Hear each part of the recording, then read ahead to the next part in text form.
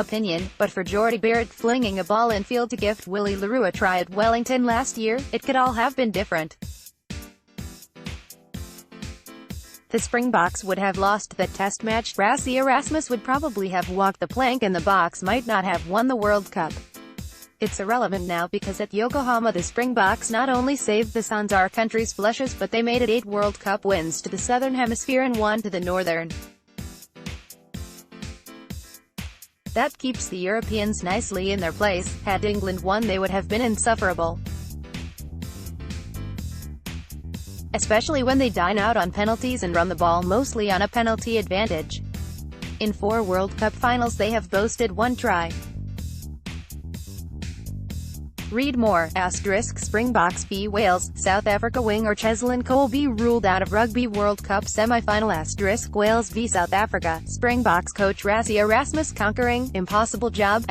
Rugby World Cup, South Africa name virtually the same team that drew with All Blacks, mind you. It was South Africa who won the ugliest World Cup game ever staged, against Wales in the semi-finals. However, the Springboks are gracious in defeat and humble in victory, whereas England can neither win nor lose with grace, epitomized by them shedding their losers' medals.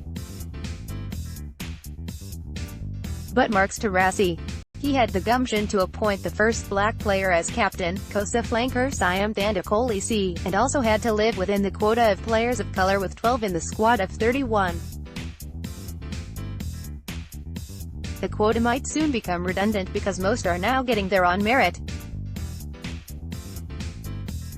Their backs possess attacking flair, and yet it took the Springboks 66 minutes to run the ball in the final on Saturday, when Makazo Makampi scored. South African rugby has always produced massive forwards, but by contrast, New Zealand is in trouble in that sector. Looking to the future, we have an acute shortage of Retallick types as well as giant props and tight loosies. New Zealand teams are also reluctant to knuckle down and chug it out up front, as the Boks did for 59 minutes on Saturday, by which time Owen Farrell and Handré Pollard had traded 11 shots at goal. It's not the All Blacks way, but if we want to win another cup, then it will have to evolve. No one in Africa gave 2 hoots that the Boks hadn't scored a try in their other 2 World Cup wins. It all went bung for the All Blacks after they plastered the supposed threat, Ireland. As it panned out, everybody had only one top game in them, and England's came a week later, against Hansen's Heroes. The Boks kept theirs for the final on the end of the softest playoffs draw. The All Blacks might have doused Wales in the 3rd-4th joust, but for much of it the mistake-ridden All Blacks played too quickly, threw rubbish passes, Bowden pitched weird kicks to hand, and they gifted Wales 60% of the ball. Springbok halfback Faf de Klerk churlishly reflected that the All Blacks beat the Boks on day 1 with 2 busts in a 6-minute spell, except it was 2 and 3 minutes and they ran down Cheslin Kolbe.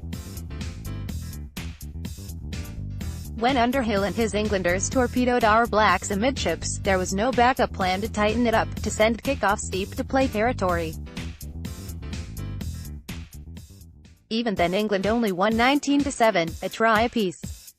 Most Kiwi teams truck the ball up a couple of phases and then go wide.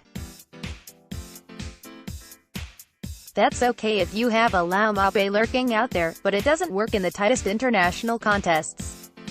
Even so, which genre would you pay to watch? Payne had to endure her pain not so long ago. In my movie reviewing days I would have bestowed 4 stars on each of Ride Like a Girl and Ocean to Sky. Michelle Payne's speech pleading for more women jockeys to be given a chance is still memorable from when she became the first female winner of the Melbourne Cup on Pirate of Penzance in 2015. Even so, many sporting movies don't carry it off. But this one did. Even staunch men types shed a tear, while all around there was universal blubbing amid the oppressive popcorn pong. Aussie actor Teresa Palmer played Payne, but the star was her Down syndrome brother, Stevie Payne, who played himself. Sam Neill played her father, and he was a rotter as he tried to block Payne's career. There are plenty of other dramatic twists worth paying to see. Meanwhile, Sir Ed Hillary, son Peter and friends, all with disheveled hair, star